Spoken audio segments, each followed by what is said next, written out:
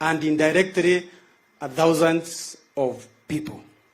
Your Excellency, I have, with my team, we have listed about 9 challenges which the sector is going through. But you allow me, because some of these challenges, they cut across. When you go to Kericho, when you go to Muranga, the same problems are appearing in this sector. So some may be not tailored for Embu County. First is what everybody is talking about, minimum guaranteed returns to the farmer. In the tea sector, we have tried.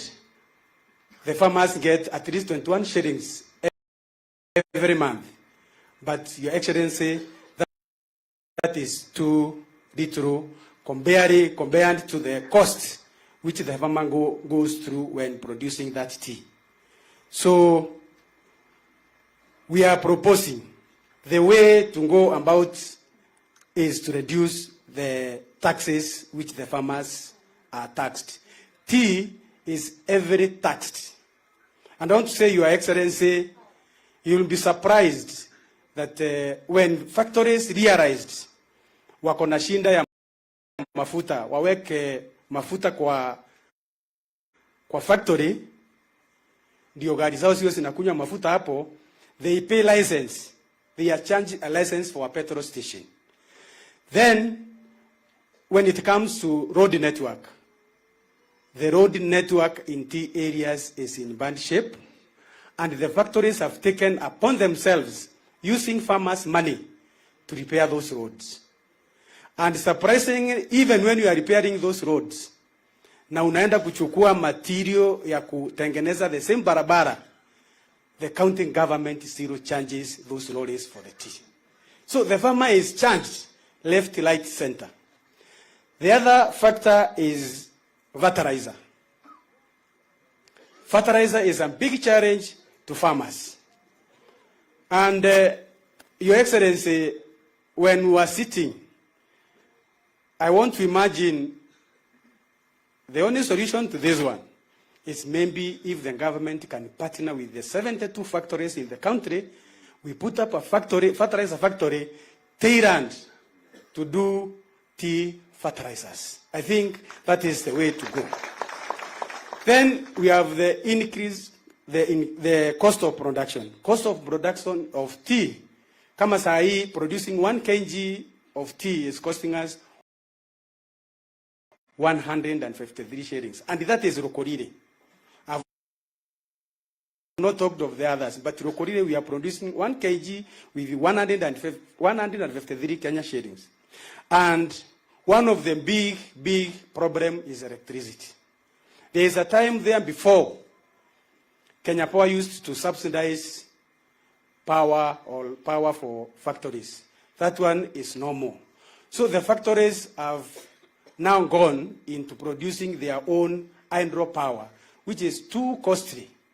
So if the government can come in and maybe assist in doing hydropowers for the factories, because they are still using the challenge is cost of credit.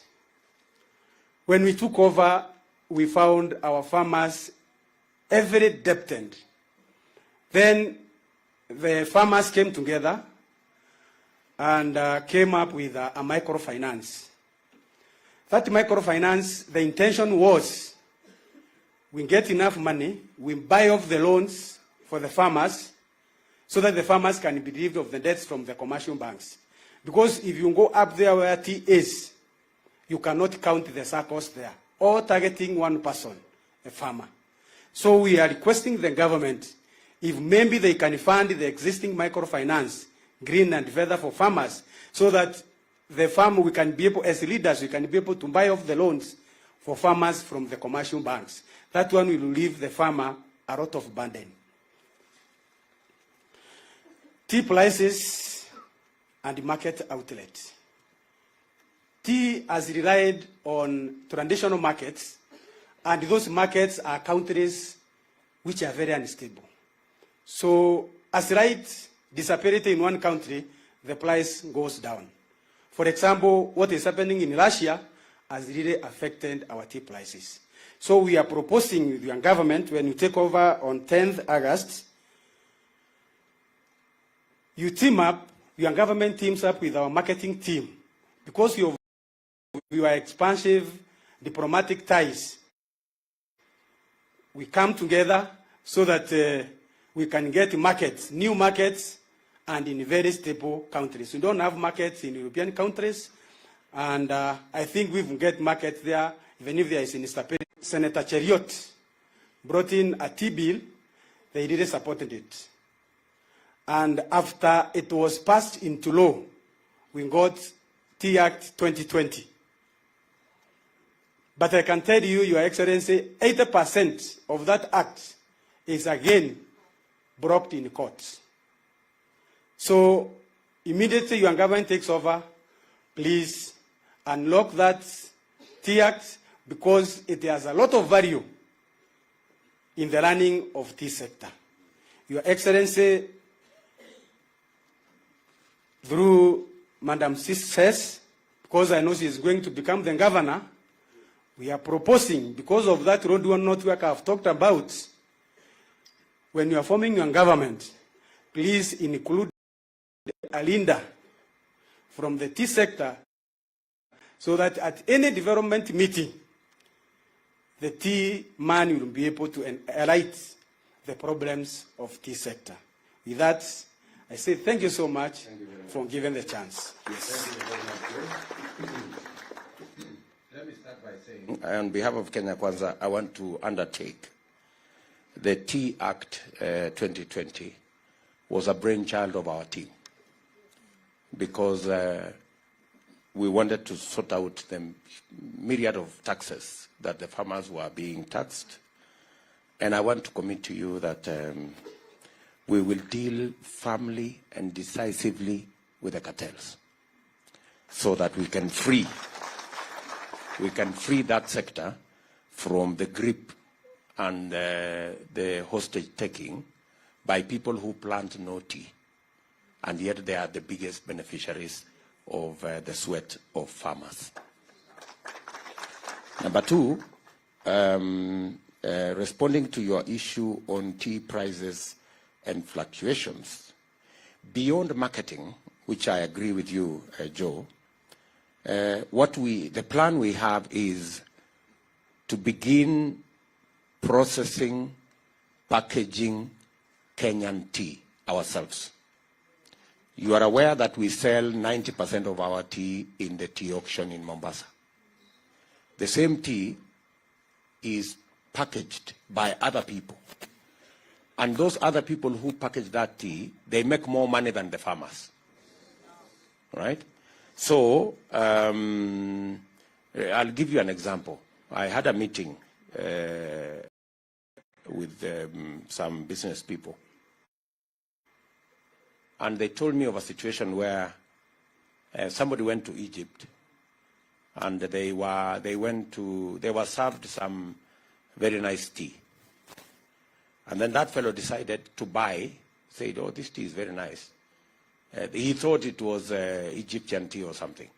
So he bought the tea and brought it home, because he wanted to come and continue enjoying the nice tea he had been served. So when he came home, on his way home, he looked at this packet, and there were some small writings,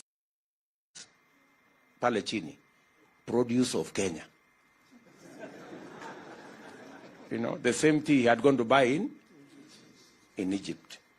And it is because the government has not been proactive in making sure that we create the environment for people to partner with farmers in making sure that our tea is not just sold for $2-3 per kilo in the auction market, and then the same tea somebody goes to make $8-9 per kilo because they have gone to do very simple things. Just pack it in a nice bag and do 2-3 things and market and do some PR on it, and then they make more money. So I want to undertake to you that the government of Kenya, post this election, we are going to go out of our way so that we begin to package more and more of our tea, so that in the next 5 years, if we can package 50% of our tea, farmers will get much more money than they are earning at the moment. I also want to tell you, Joe and your team and the farmers in this county and the country, that we will make sure that you have access to subsidized fertilizer. When I became Minister for Agriculture, fertilizer was 5,000. With President Kibaki, we reduced it to 2,500. I want to tell you, by the end of this year, we will have brought down the price of fertilizer. And finally, the cost of power is something that we have been told everywhere in Kenya. There is need to have a conversation as a country on the cost of power and what we need to do about it, because it is impeding a lot of our progress. The cost of power is actually a huge impediment on the whole manufacturing sector and the whole value addition chain of all our products. So that's a subject beyond Embu County, but tutafanya mjadala ndio tujue vile tutarekebisha the cost of power. And finally, as we do our road network, you are aware we've done almost 10,000 kilometers of good tarmac in the last 10 years. I want to commit that going forward, we will tailor our road construction program so that we make it supportive to our production sectors, including tea and other agricultural products, ili tuweze kujenga barabara tukiegemea sehemu ambayo itatusaidia kusaidia wakulima wale wanataka bidhaa zao sifike sokoni. Na mwisho ni kueleze kuhusu loans. What kind of, just to ask you, Joe, hii loans unasema wakulima wako nazo, what kind of interest are the farmers paying at the moment? With the circles, they are paying around 17%, and our microfinance, which does not have enough capacity to give them loans, is charging them 8%. So, what is your suggestion? That the government of Kenya can support the microfinance so that the microfinance can lend to more farmers at 8%. And if we can give you support, you can even reduce that to maybe 5%. Exactly. And, so that the people who are paying 17%, can all of them come to 5%? You think that would help in putting more money in the pocket of farmers? So we have taken that into account, and we will make sure that we will deploy government resources. Because the farmers are saying they don't want free money. Are they saying they want free money? They don't want free money. They just want money that they can pay at a lower interest. And they think 5% is good enough.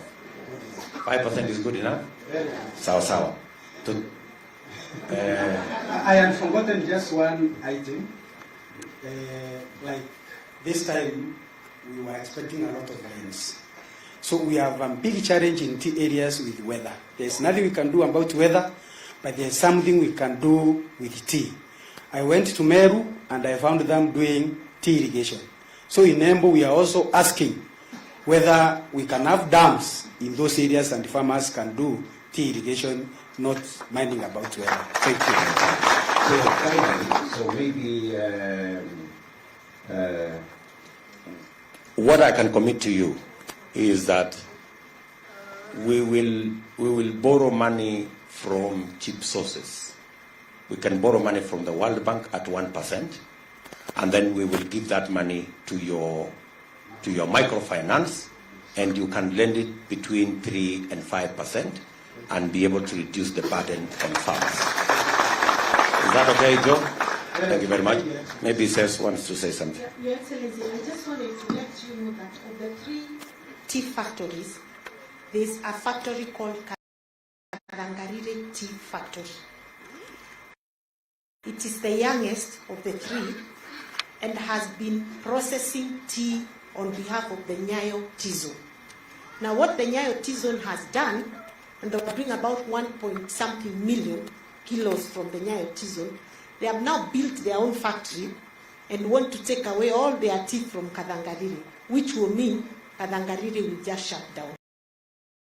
So when you come in, try intervene on behalf of the Karangarire.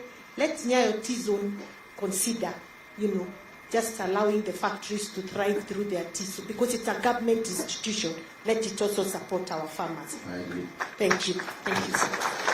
And I think the same things Joe has said applies to our coffee farmers. Yes.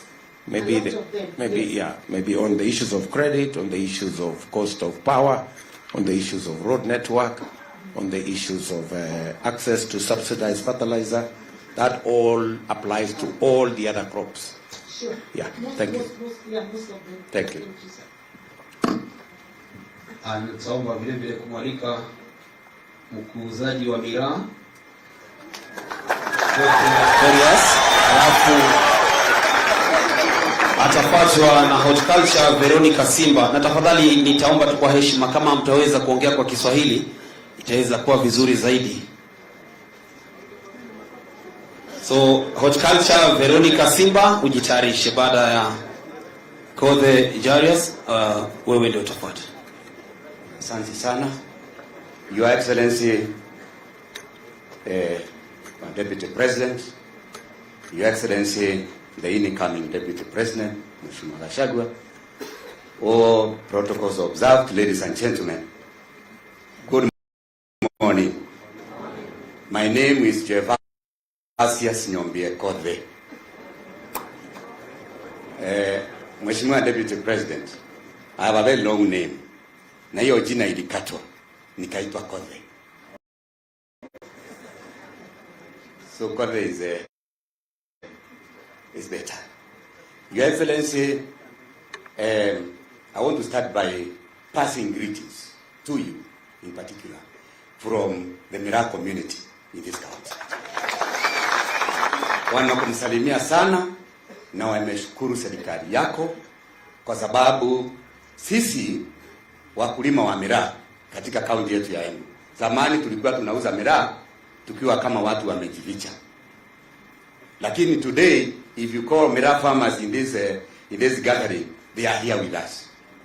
Lakini ukisema nataka wale wanauza banki, utawapata Mheshimiwa Rais, kwa sababu it has not been legalized.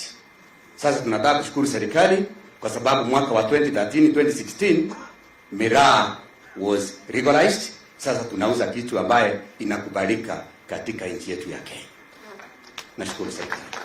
Your Excellency, currently Mugoka farming is the largest business, especially in the rural Embu, supporting over 105,000 farmers with an acreage of 75,000.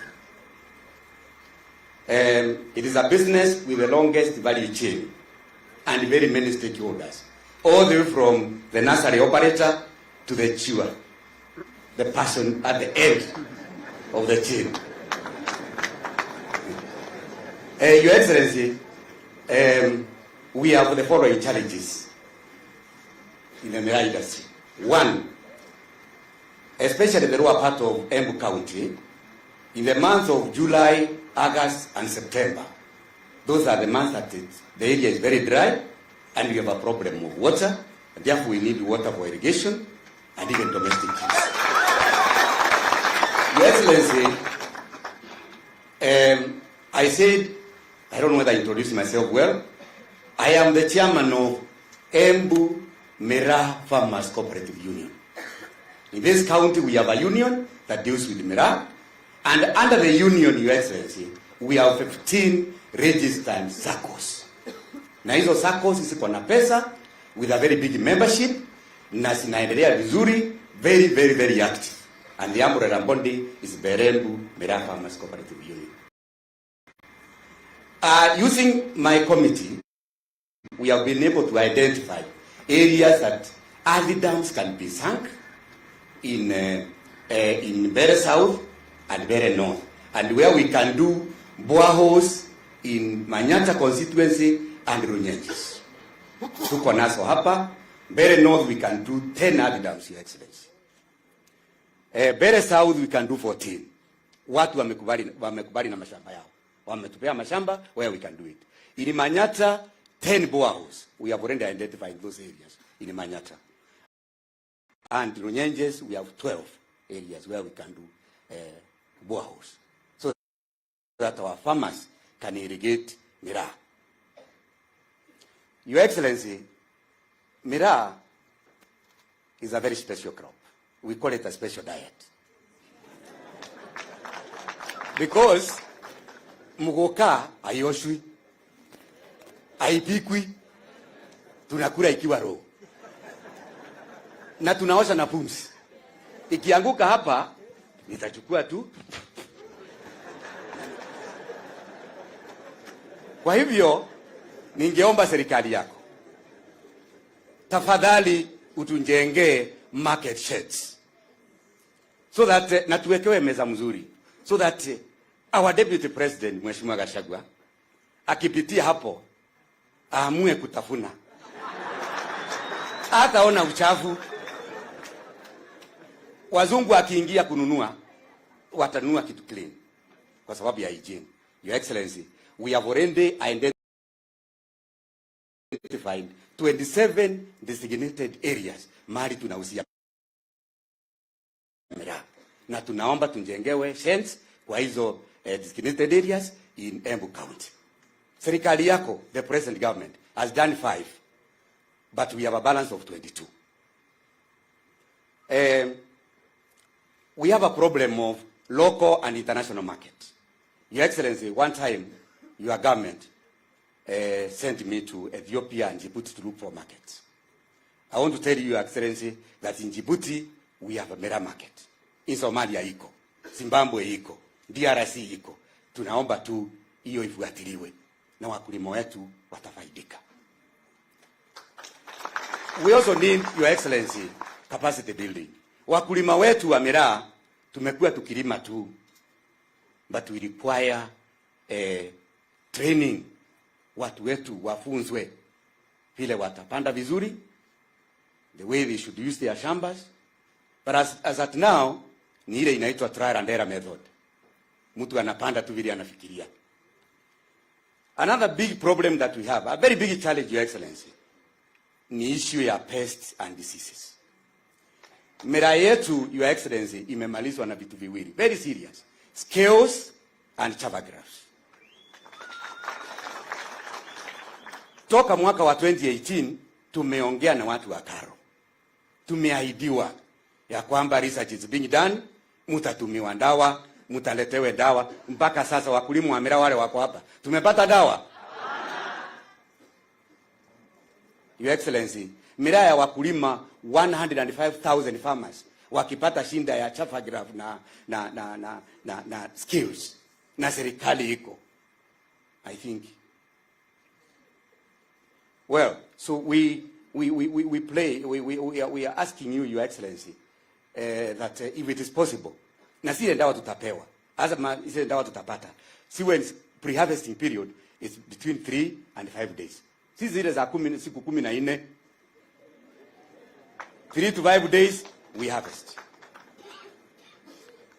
We also want to do value addition, Your Excellency. Tunaomba serikali yako tujengewe factory. Tayari tumesha identify shamba in the very north, a very big land. Mahali tunaweza jenga factory iwe ikitoa Miraa wine, Miraa juice. Yeah? Yes, Miraa yogurt.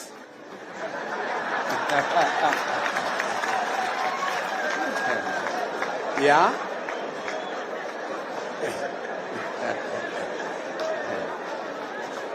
Your Excellency, tunaweza toa hata Miraa sachets kama ile ya tea bags.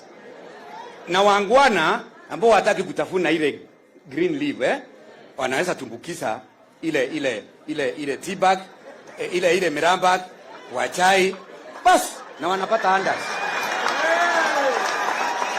Ndio hiyo, na handouts inashika na unakuwa sawa.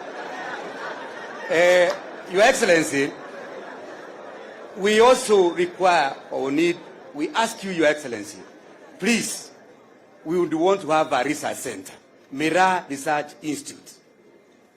Tayari we have talked to the University of Nairobi, kupitia kwa one of our professors from Mbeere South, and tunaomba, I'm about to finish. Naomba tu, Your Excellency, shamba iko uko Mashanga, where we can put up a very big Miraa Research Institute. Ndio tufanyiwe research ya miraa yetu, tujue ile variety mzuri ya mguka ni gani. Ile tunaweza panda, hata mzungu akiingia hapa anasema iko sawa. Finally, Your Excellency, we need some seed capital. Your government gave us 48 million. And we shared among the circles that I told you, 15 of them. But that was not enough. It's very little money for 105,000 farmers. Mi naomba tu kupitia kwa serikali yako, because I know you get it. Tafadhali tuongezee hiyo pesa so that our farmers can continue to borrow. Ile pesa wako nayo wanakopa, and some of our circles, Your Excellency, I want to report here that they are almost opening a bank. Tuko na pesa, Your Excellency. And we give loans at 8%. So tunaomba hiyo pesa ikipatikana tuongezewe. Sisi tulipata 48, Meru akapewa 122 million. Embu County 48. Your Excellency, we have another big problem. Watu wetu wameanza kupeana mashamba. Watu wameanza kukodisha mashamba. And we are fearing, some of them are almost being kicked out of their shambas today. Tunaomba tupewe kitu inaitwa redemption fund. Turudishia watu ambao wamechukua ya mashamba pesa yao. Farmers wetu waendelee kulima miraa yao. Hatutaki wakulima wetu wawe squatters in their own land. It happened in Meru and it is there today. Your Excellency, we have an office called AFA, Agriculture and Food Authority. Tulisukuma tukapewa officer ambaye anashughulikia mambo ya miraa na anakaa Chicago. Tunaomba Your Excellency, ikiwezekana tuongezewe staff na tujengewe sasa ofisi ya AFA. Si kurent. Your Excellency, tunaomba katika national government tuwe na national miraa board. Hatutaki kuwa under other pyrethrum and what have you. Tunataka kuwa special board ikuwe inaongea mambo ya miraa katika national government ikiwezekana. Your Excellency, we are also asking you, tafadhali, ikiwezekana tutengenezewe miraa pricing committee. Kwa sababu kuna wakati tunauza miraa kilo moja shilingi 20. Leo tuliuza miraa asubuhi kilo moja 500. Na kuna wakati ya kiangazi tunauza hata 2,000 kwa kilo. Lakini ikiwa mingi ni 10, hata wakati mwingine tunatengeneza bulbs, ukikuja na gari yako utaruka mbabu kwa barabara ikiwa imetengenezwa na miraa. So Your Excellency, ninaomba tu kwa heshima tafadhali tutengenezewe pricing committee so that miraa prices can be regulated, can be controlled. Isikuwe tu watu wanatoka mahali wanataka wananunua miraa 10 shillings, kesho 500, kesho kutwa 200. Please. Finally, Your Excellency, I want to address the Speaker of the National Assembly because he's with us here. We sat down and formulated regulations, miraa regulations, Your Excellency. Na miraa regulations zimeenda all the stages, including participation, tukaenda hata governors nini, yote imefika kwa assembly. Ningeomba Your Excellency, muombe speaker wetu, tafadhali hizo regulations zipitishwe mapema ndio tuweze kucontrol miraa industry. I know many of you here, those who drive their cars along these roads, wanalalamika sana mambo ya magari ya miraa inaenda mbaya sijui nini, tunawastua kwa barabara. Unajua kuna wakati tunaendesha mpaka tunaangusha kale kamuti. kanakuja 180. So tunaomba Bwana Speaker, hiyo kitu ipitishwe so that we can be able to control this industry. It's a big industry that requires sanity. Otherwise, thank you very much, Your Excellency. I am very happy, and that is my last point. Just hang on there kidogo.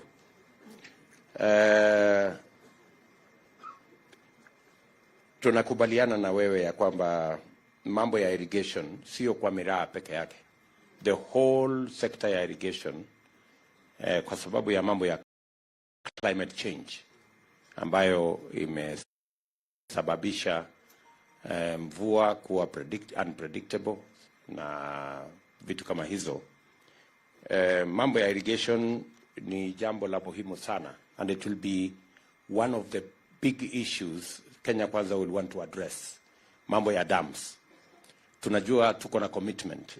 Tulikuwa na commitment katika serikali ya kwamba tutajenga dams 57 Kenya mzima, zikiwemo hapa Embu. So hizo dams zenu bado ziko katika mpango yetu, ili mupate maji ya irrigation ya vyakula zote, miraa ikiweko, na pia tupate maji ya matumizi nyumbani na maji ya mifugo, ng'ombe na vitu kama hizo. So commitment yetu ni kwamba zile dams ambazo ziko katika mipango yetu tutayatekeleza. Zile earth dams pia hizo ambazo umesema earth dams 20 na kitu, hiyo ni kazi rahisi. Tutashirikiana na serikali ya county ili tuweze kuyatimiza, unless Madam says there's a problem, pamoja na zile boreholes. Nataka pia ujue ya kwamba, na pengine wale wakulima wengine